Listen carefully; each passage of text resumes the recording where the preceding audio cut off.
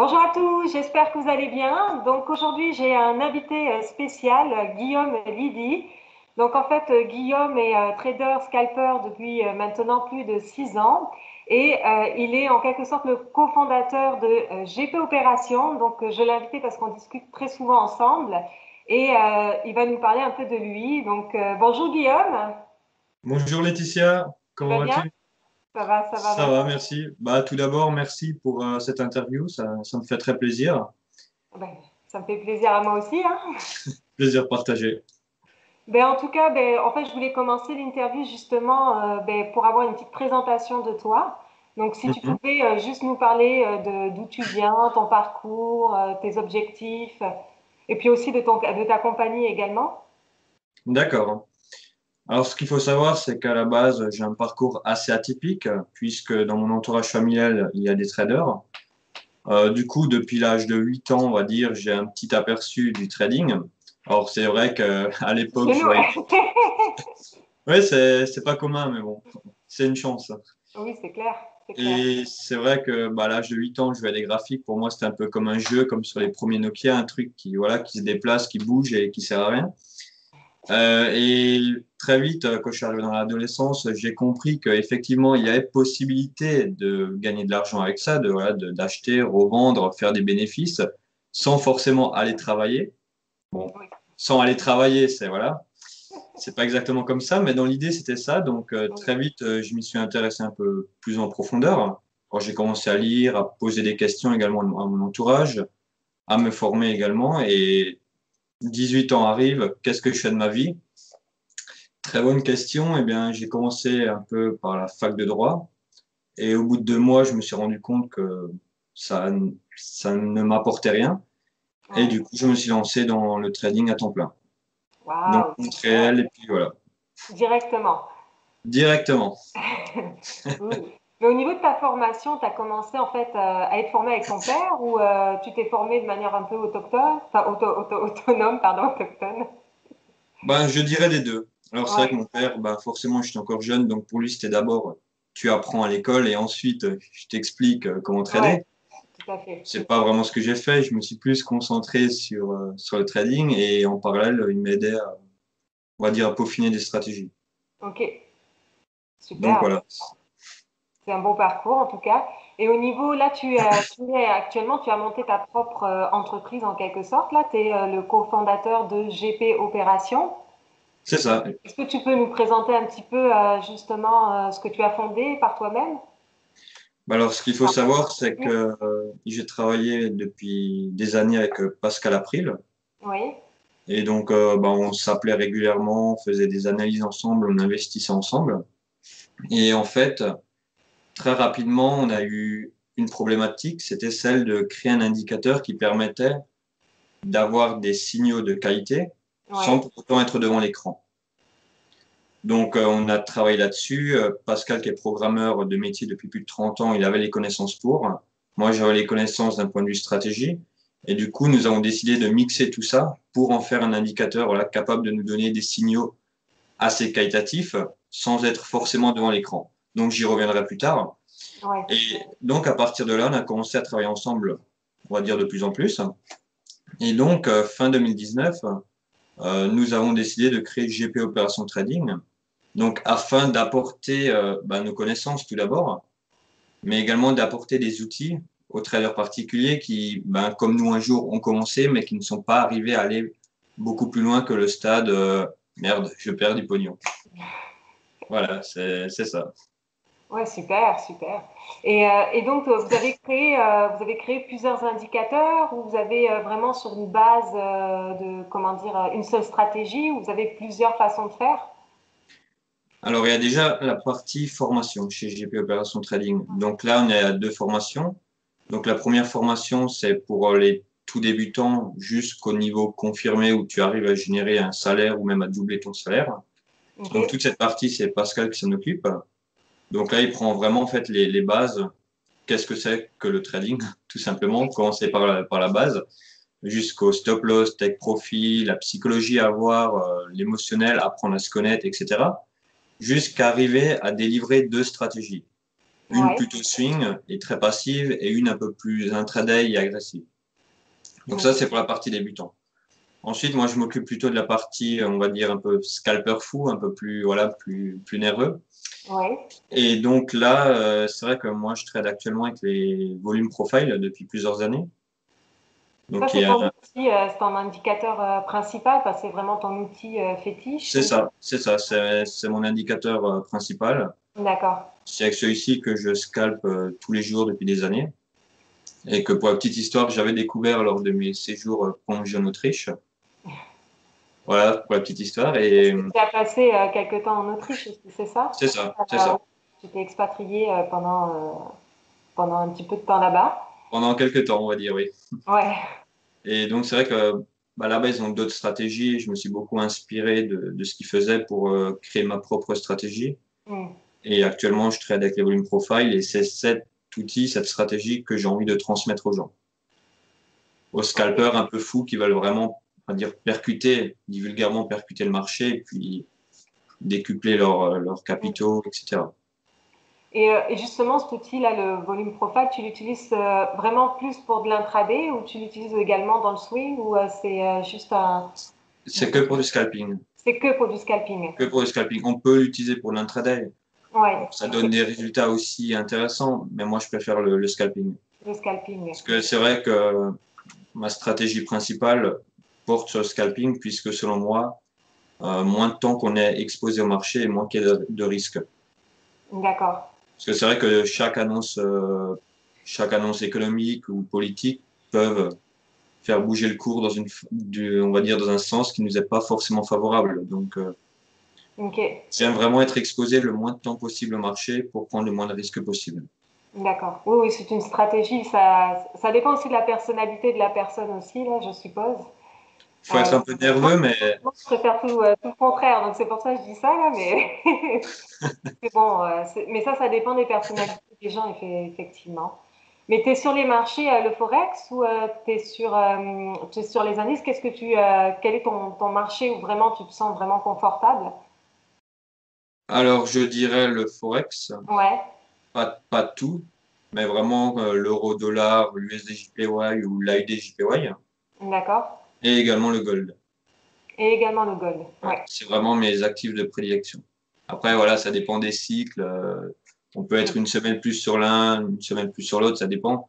Mais grosso modo, c'est vraiment sur ces actifs.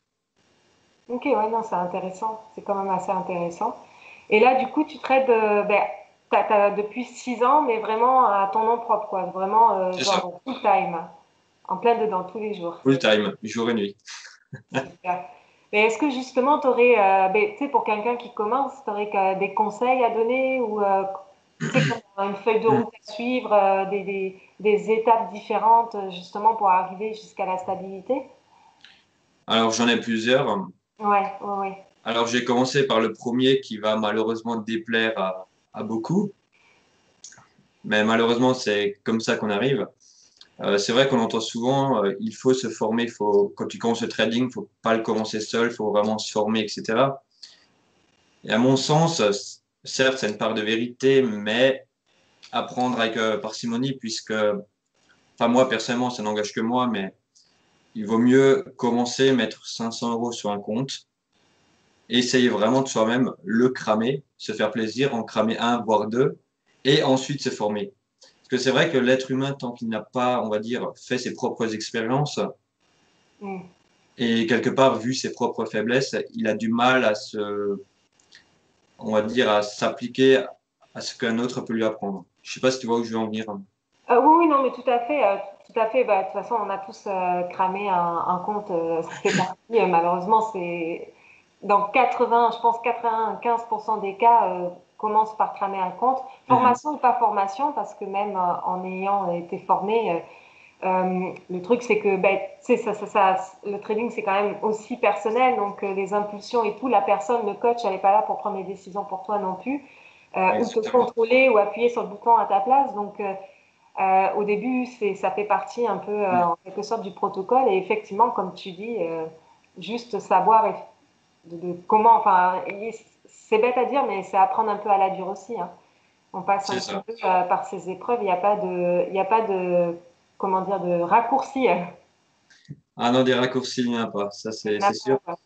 Après, c'est vrai il y a différentes écoles. Par exemple, mon associé, lui, c'est plutôt d'abord apprendre à se connaître, Ouais, apprendre à connaître sa relation avec l'argent, avec son emploi du temps, avec vraiment apprendre à se connaître, ouais, puis passer sur de la démo, puis passer sur du réel.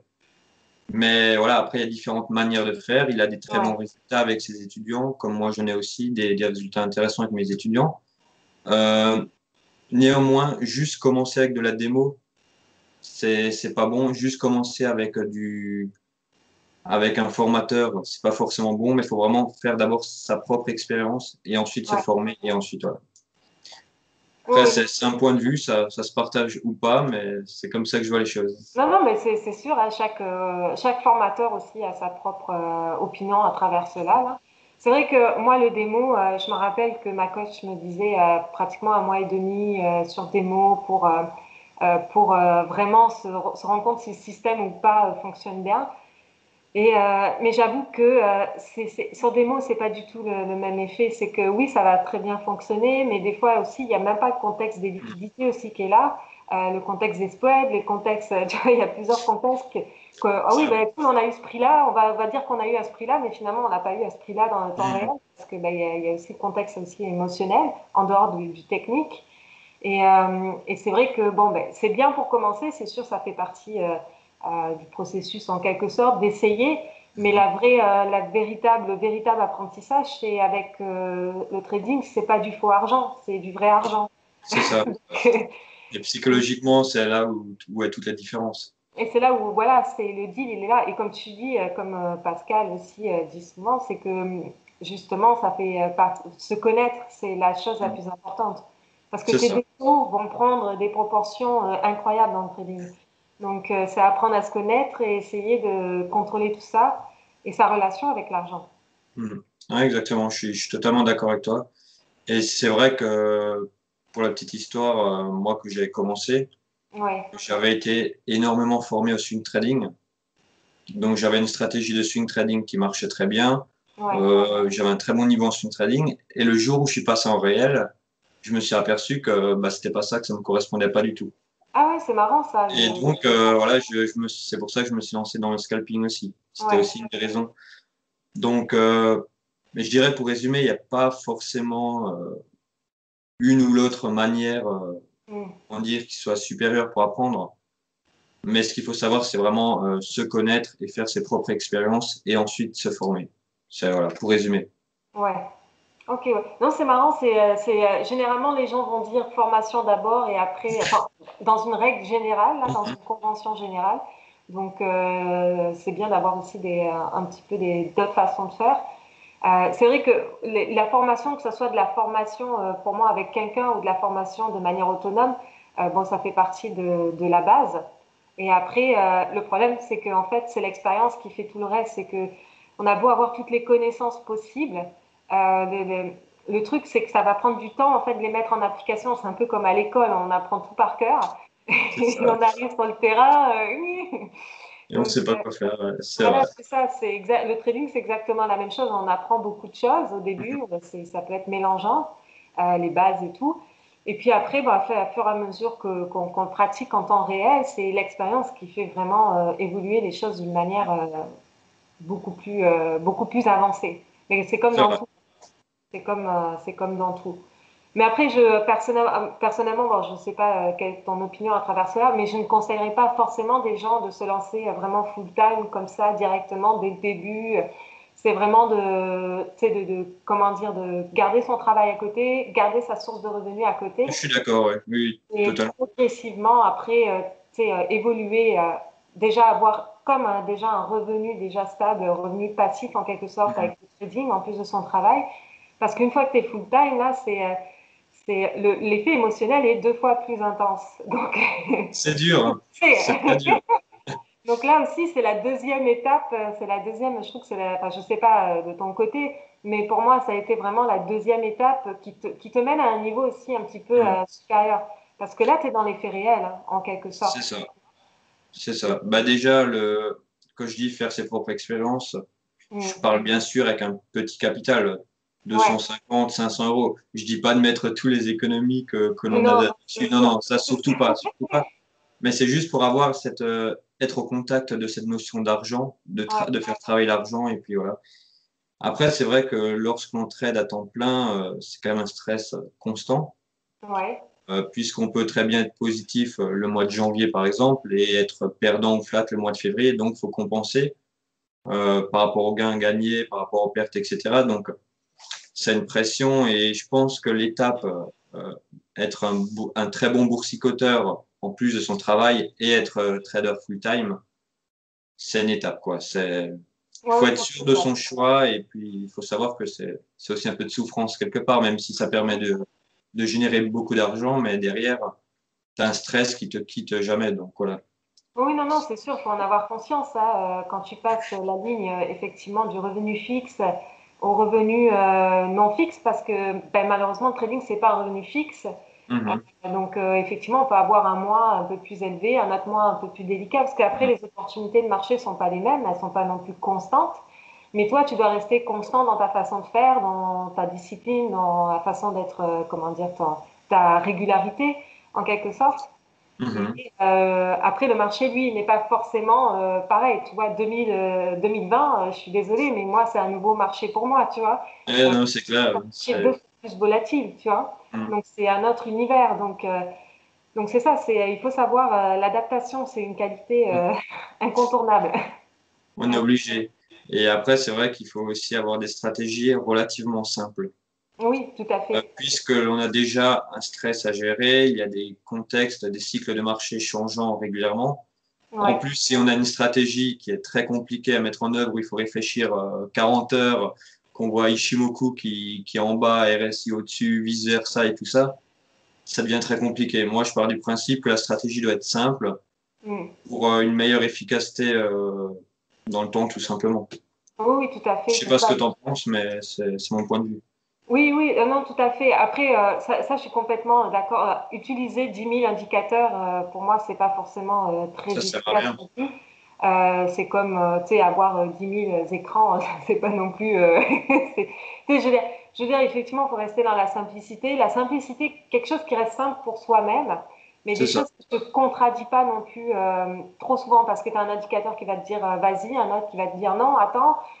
Et du coup, en fait, il faut avoir vraiment une compréhension générale de son système Mhm. pour se dire, ben non, c'est soit ils sont tous là, ou soit ils sont. Mais il peut pas avoir genre lui qui te dit oui et lui qui te dit non, tu vois. Mhm. Pour moi, ça doit être vraiment dans. Pour ça que quand on me pose des questions, ben là, pour l'instant, j'ai pas mes grosses. Tu sais, par exemple, j'ai pas mes grosses lignes d'achat. Je sais Mhm. quand j'ai mes grosses lignes d'achat, tout est d'accord, tu vois. Mais Mais voilà, je vois, oui, donc, c'est ça, t'as un t'as système, une t'as une feuille de checklist à route, respecter. faut que ça soit mécanique, hein. C'est vrai. Moi, je suis d'accord. Parce que voilà, enfin, je sais pas, toi, ton trading plan, comment tu fais ça? Si tu as une feuille ou c'est dans ta tête, tu te dis, ah ben là, voilà, j'ai ça, ça, ça, ça, ça. Euh, mais personnellement, dans ma tête, c'est pas grave, je les connais par cœur, donc j'ai pas besoin de les Mhm. mettre sur une feuille, tu vois. Mais, euh, mais ce que je veux dire, c'est qu'il faut que ça soit le plus mécanique possible, parce qu'en fait, c'est soit tu as tort, soit tu as raison. Tu sais, ça, c'est soit Mhm. l'un, soit l'autre. Mais il n'y a pas de place pour le doute, en fait. Donc, C'est pas, c'est. non, Tu vois, il n'y a pas de, comme tu dis là, on peut pas avoir un qui te dit oui, un qui te dit non. Soit c'est oui, soit c'est non. Tu y vas, soit ça marche, ou soit ça marche pas, tu vois. Donc, le trading, c'est pas un jeu, c'est un métier. c'est ça. Quand on se lance dans le trading, l'objectif, c'est de faire le plus d'argent possible. C'est pas de jouer devant l'écran. Sinon, il vaut mieux aller voir le foot et puis se faire plaisir. Ouais, Voilà, faut être honnête. il y a des Mais je veux limites. dire, Oui, oui, non, tout à fait. Je suis complètement d'accord avec toi. hmm. Et c'est comme ce qui concerne les indicateurs techniques. Il y a énormément d'indicateurs, en fait, que je déteste parce qu'ils se Pas basent. tout ça. Non, pourtant, je les ai essayés à peu près tous, mais Oui, oui, oui. en fait, les indicateurs se basent souvent sur une représentation du prix, Mm. les moyennes mobiles, etc. Et donc, quelque part, le trader doit les interpréter. Par exemple, je prends un exemple, le MACD. Est-ce Ouais. que le croisement il est bon? Est-ce qu'il y a une platitude sur le MACD? Est-ce que si? Est-ce que ça? Est-ce que ça? Et en fait, en fonction de l'état émotionnel du trader au moment T, l'interprétation va être différente. c'est vrai, c'est pas faux. Donc, par exemple, tu as des stratégies qui parlent des croisements, des faux croisements, des platitudes, des moyennes mobiles. Toi, tu vas regarder ton graphique, tu vas être comme ça en train de zoomer, est-ce que ça croise ou pas? Et au final, ce jour-là, tu seras, je sais pas, tu seras pas en forme, donc tu verras tout à la baisse, etc. Ouais, C'est pour ça que je préfère utiliser des indicateurs comme les points pivots, qui eux sont fixes. T'as pas à les interpréter, ils sont vraiment fixes. Et ensuite, ben, les volumes profile qui eux se basent vraiment sur le volume de marché et mm, non sur une interprétation. Je veux dire, quand tu as la POC qui s'affiche, c'est qu'à ce niveau-là, il y a eu le plus de transactions dans le moment donné. ouais, ouais, ouais. Donc, tu sais que là, c'est un niveau. Tu n'es pas en train d'interpréter est-ce qu'il y a assez de support, assez de résistance, est-ce que c'est là ou pas. Voilà, Ah c'est oui, un peu. non, ça, je suis d'accord avec toi, effectivement, je suis de même aussi, j'utilise pas 10 000 indicateurs techniques parce que Mhm. moi, c'est plus basé sur le sentiment du marché. Donc, c'est pour ça, quand j'ai tout qui concorde, tant mieux. Mais effectivement, et le truc, c'est que parfois, on a des indicateurs qui sont parfois retardataires aussi. Euh, Aussi, donc, je sais qu'il y en a beaucoup qui adorent les croisements des moyennes mobiles, euh, mais c'est souvent des indicateurs qui sont aussi en quelque sorte retardataires, on ne peut pas se mentir. Comme les indicateurs de tendance sur la moyenne mobile aussi, c'est souvent retardataire aussi. Oui, effectivement, en fait, je pense que dans l'interprétation, comme tu dis, tu laisses place au doute. mhm.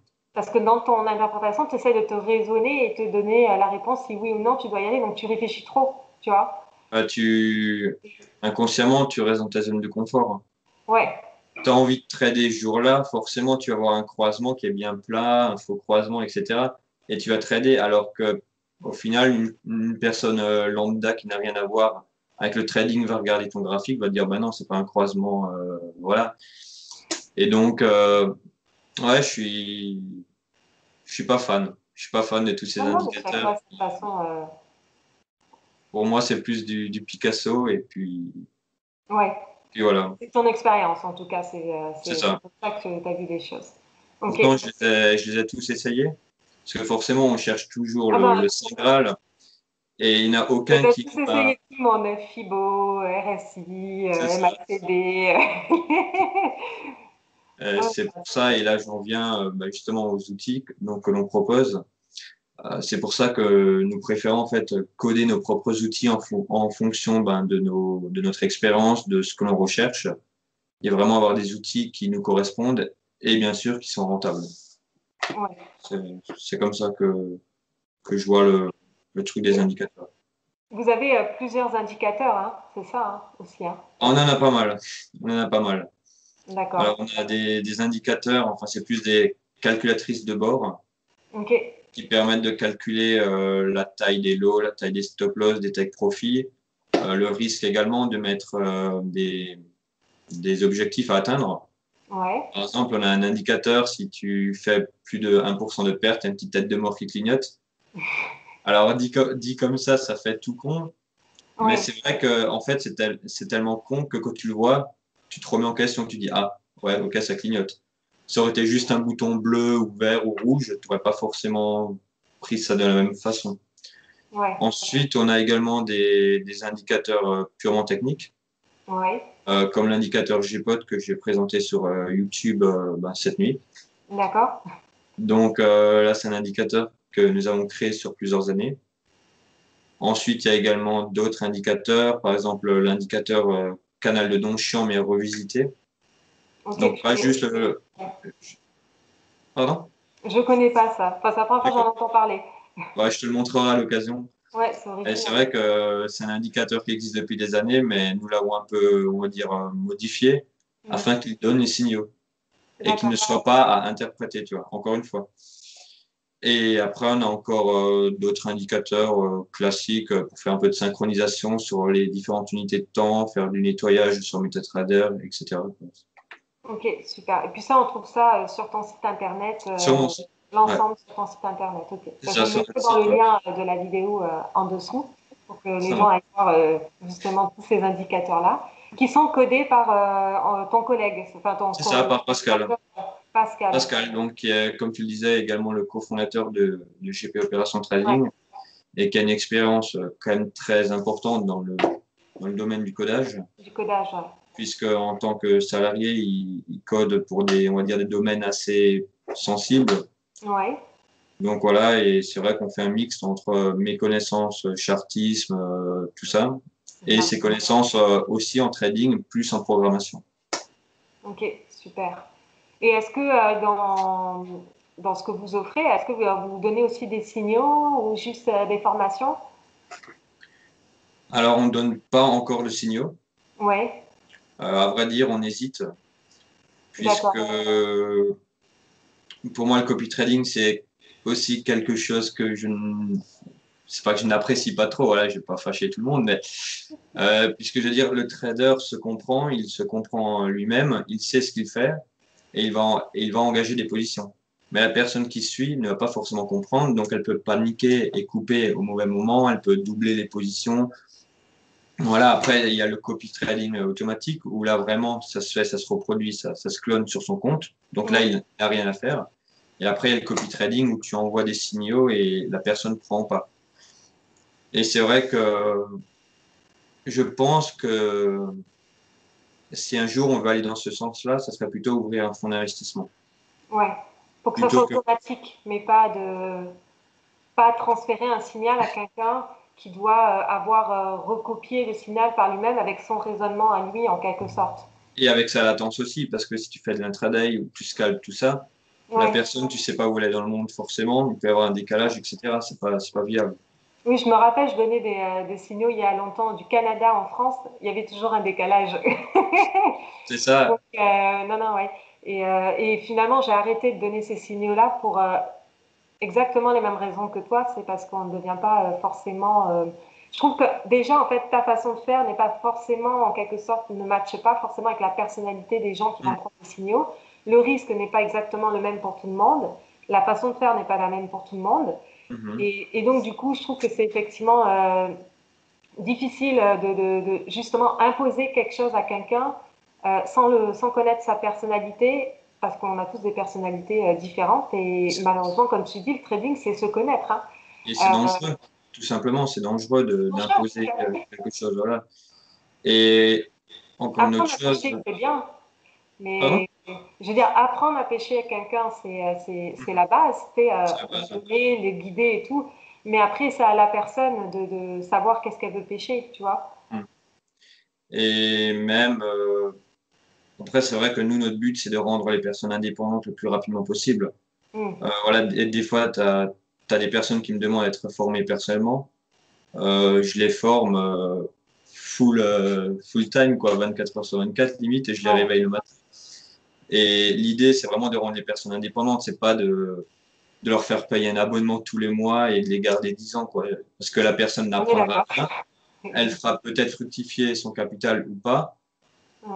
Et au final, c'est juste ça qui donne les signaux qui s'enrichit, quoi. Voilà, c'est pas, l'idée, c'est d'aider les gens. Voilà. Oui, mais je suis d'accord avec cet aspect-là qui peut être un petit peu effectivement, comment dire, conflictuel pour certains, mais je suis tout à fait d'accord avec toi sur ce sujet. C'est être autonome, c'est être autonome, c'est pas Mm. effectivement toi attendre un signal et payer un abonnement parce que si la personne elle va pas rester là éternellement non plus. Elle est Mhm. là, elle te donne, elle t'explique. Quand on est là physiquement dans des trading rooms, physiquement la personne elle est là, elle donne le signal mais elle explique en même temps, elle dit pourquoi. Là il y a un intérêt, il y a comme C'est ça. un coaching, un suivi. Mais Mm. donner ça, lancer ça à n'importe qui comme ça et Mm. c'est pas du tout, ça rend pas les gens autonomes. Ça, je suis tout à C'est fait ça. d'accord. Bah, pour moi, si une personne vient chez GP Opération Trading Ouais. et qu'elle est encore là dans 2 3 ans, pour moi, c'est un échec parce que ça veut dire non, mais c'est vrai, ça veut dire qu'on ne serait pas arrivé à lui transmettre ce qu'on voulait, tu vois, c'est, voilà, tout simplement. Non, mais c'est marrant d'avoir cette version-là parce que ben, moi, je suis partie de ma trading room par moi-même. Mais au début, je m'en voulais de partir, tu vois. Enfin, je m'en voulais, je me disais, bah non, tu vas pas partir et tout. Mais en fait, je voulais partir parce que justement, je voulais en fait essayer de voir comment je pouvais me débrouiller aussi toute Mhm. seule de ce côté-là. Et puis, en fait, c'est aussi comme ça aussi que je me suis encore mieux trouvée parce que ben, en fait, j'ai appris à me connaître encore plus et pas forcément rester dans un univers qui est déjà imposé par quelqu'un, en fait. Mhm. Et effectivement, comme tu dis, au bout de 2 ans, Ça peut être, bon, c'est pas forcément un gros échec, mais c'est juste que c'est vrai que j'ai pris moi-même la décision de partir effectivement pour les mêmes raisons. Hmm. Non pas pour parce que ma coach était super dans ce qu'elle faisait, mais c'est juste que, en fait, quand tu as besoin d'être autonome, bah, il Hmm. faut aussi que tu sois autonome. Donc, ça prend aussi cette indépendance d'essayer de l'acquérir, en tout cas. Faire un Hmm. essai. Ah, mais je te rejoins totalement là-dessus, puisque bah, c'est vrai, à l'époque, j'étais aussi formé par Rodolphe Stéphane, donc d'IVT, Ouais, et j'étais pendant quelques temps, et voilà, il y a de la stratégie, il y a énormément de stratégie, il y a énormément de trading live, il donne des signaux. Voilà, pour moi, c'est l'un des meilleurs formateurs, c'est vraiment quelqu'un qui est exceptionnel. oui, À un Rodolphe. moment donné, j'avais besoin de prendre mon indépendance et de partir aussi, quoi. Ouais. Donc voilà, il faut avancer dans la vie. Si t'avances pas, tu recules. C'est pas. Si t'avances pas, tu recules. C'est vrai. Non, mais le fait C'est comme d'avancer, notre tu, ligne, tu sors de ta. Non, mais le fait d'avancer, tu sors de ta zone de confort et du coup, tu es obligé d'avancer. Alors que si tu restes toujours au même endroit, quelque part, tu restes dans ta zone de confort et donc tu fais de moins en moins d'efforts et à force de faire de moins en moins d'efforts, bah, tu régresses. C'est exactement mon point en fait. Je C'est sais pour pas ça que si je l'explique bien, mais non, c'est. non, mais moi je te comprends très bien parce que je l'ai vécu moi-même. Donc je l'ai vécu aussi et je m'en voulais de partir parce que je me suis dit, bah c'est pas bien, tu vas arrêter de te faire coacher et tout. Mais je pense qu'au bout d'un an et demi, c'est plus une question de se faire coacher en fait. C'est une question, au bout d'un an et demi, tu as déjà tout ce que tu dois savoir pour commencer, tu vois. Je Et pense après, c'est là-dedans que ça se passe. voilà, au bout d'un an et demi, c'est à toi de prendre la décision et de travailler avec toi, Mhm. pas travailler en fait automatiquement avec des données, les notions de base, parce qu'en fait tu restes, mais on te répète la même chose tous les jours avec les mêmes choses, Mhm. mais le gros travail que tu dois faire, le travail interpersonnel, il est pas fait en fait, en quelque sorte, parce que t'es pas dans le contexte où vraiment là parce que quand tu pars et tu essaies de t'envoler de tes propres ailes, t'as pas le choix en fait d'aller faire cette recherche interpersonnelle, Mhm. intrapersonnelle là, enfin, et de se trouver et de trouver cet équilibre en fait qui nous donne une certaine stabilité émotionnelle dans le trading. C'est Mhm. Ouais, voler de ses propres ailes en quelque sorte, hein. C'est un peu c'est ça. ça, on en revient un peu au début de l'interview, c'est de faire ces expériences. Et ça, c'est important. Ce qu'il y a, il faut être formé pour acquérir ce que l'on peut pas acquérir tout seul. Mais une C'est tout fois à que fait. l'on a, il faut ben, apprendre à l'utiliser tout seul. C'est ça aussi. Ouais. Ben, une fois que tu as la connaissance, l'expérience et l'âme du trader, ça explose. C'est ça. Mais ça se fait pas en 2 mois ou 6 mois où ça se fait. On peut pas brûler les étapes malheureusement, ça prend du temps. Et ça peut redescendre très vite aussi. Oui. Ah Ça peut ben rien n'est redescendre une finalité, hein. Ça, on peut dire qu'effectivement les résultats présents ne sont pas forcément représentatifs des résultats futurs. Ça, Ça, c'est la belle phrase qui sert à se protéger, mais c'est la vérité. c'est la Le vérité. pire, c'est que c'est la vérité. Non, mais sérieusement, bah, en fait, tu prends un exemple, tu traites depuis des années, tu as des super bons résultats. Demain, tu déménages pour X raison, ou je sais pas, t'as quelqu'un de ton entourage qui est malade ou quelque chose. Inconsciemment, ça va t'impacter et tes résultats vont soit augmenter, bon, pas dans le cas présent, mais vont plutôt Ouais, diminuer. Il y a énormément de trucs comme ça. C'est vrai que bah, moi, quand je suis en Autriche, je suis presque plus audacieux, plus inspiré pour trader que quand je suis en France. ouais. Ouais, c'est intéressant ça. Il y a plein d'aspects. J'ai déjà tradé, alors je sais que beaucoup ont rigolé. J'ai déjà fait l'expérience de trader sur un canoë gonflable en Croatie. Ah oui, en effet, avec ton téléphone alors. Ouais, ouais. Bah, comme dit, j'avais fait mon analyse préliminaire, j'avais Ouais. noté mes différents niveaux d'intervention, etc. Et je suis allé sur mon petit canoë avec les petites rames là, comme ça, et j'étais sur mon téléphone en train de trader. Et c'est hyper intéressant parce que tu sais que tu es quelque part sur un élément un peu hostile, Ouais. qu'il faut quand même faire gaffe de pas trop t'éloigner. Ça peut se dégonfler, tu tombes à l'eau, le téléphone est foutu. Mais, il faut quand même garder cette concentration pour bien trader. Oui, tout à fait. Et là, déjà, tu vois tes résultats qui changent alors que tu aurais fait la même chose à ton bureau. Il n'y aurait pas eu forcément de changement. Non, non, c'est vrai. Non, c'est intéressant, effectivement. J'ai jamais, en fait, moi-même fait le test, en fait, de, quand je suis ailleurs, justement, de voir la différence de mes performances. C'est quelque chose maintenant que je vais noter, tiens, je vais voir si ça a un impact, parce qu'effectivement, il y a plein de raisons qui peuvent impacter ton trading aussi, des passages personnels aussi, hein, donc effectivement. C'est vrai que je fais ça à peu près 2, 3 fois par an. Des fois, je pars en camping-car, des fois, je pars là ou là, et puis je fais des tests, et puis Ouais. voilà. Une fois, c'était à Saint-Malo, chez un ami. Pour ceux qui connaisseraient, il y a des îles, le petit B, le grand B, un truc comme ça. Et en fait, tu vas sur une île et tu as la marée qui monte. Et après, il faut Oui. attendre, je sais pas combien d'heures pour que la redescende. Et donc, moi, j'y suis allé avec mon sac à dos, mon ordi, je me suis posé, j'ai commencé à trader jusqu'à ce que la marée descende. Oh, c'est cool. Et alors, quelque part, voilà, c'est pas non plus ça qui va te faire exploser ou pas les résultats, mais c'est intéressant de voir comment dire, de voir la différence dans tes résultats quand tu sors de ton environnement, du quotidien. Oui, je suis d'accord avec toi. Bah, je voyage beaucoup, mais c'est vrai que c'est pas quelque chose que j'ai fait personnellement vraiment attention si vraiment ça avait un impact, si ça changé quoi que ce soit, Mhm. là. Mais maintenant que tu me dis, je vais regarder ça de plus près. Et c'est intéressant. Ouais, effectivement. C'est des petites expériences à faire, ça va pas changer ta vie, mais voilà, Non, non, mais je trouve que ça permet de t'instruire, de mieux te connaître et puis d'avancer. d'avancer, ouais, c'est ça exactement. Ben, en tout cas, ben, merci beaucoup pour tout ce retour Bah, merci à toi. que tu viens de nous faire, ton expérience, tes conseils aussi. Ben, pour ceux qui veulent voir en fait, ce que fait vraiment Guillaume, hein, je vais vous mettre ben, la chaîne YouTube en bas.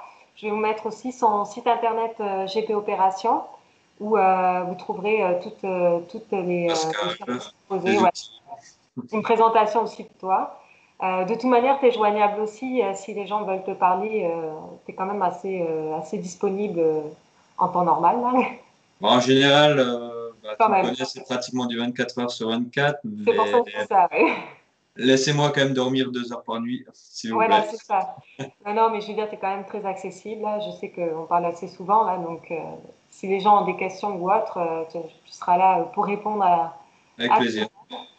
Donc voilà, ben, écoute, en tout cas, merci beaucoup pour ce partage, Guillaume. Ah, merci à toi de m'avoir proposé cette interview. Ouais, puis ben, écoute, je te souhaite il est tôt, il est tard chez vous, là, donc une bonne nuit. Bon, il y a encore de quoi faire là, sur Il le est forêt. 4 heures du matin, quoi. C'est ça. Ok, ça marche. Bon, ben, merci beaucoup en tout cas. Ben, merci, à la prochaine. Merci, salut. Salut.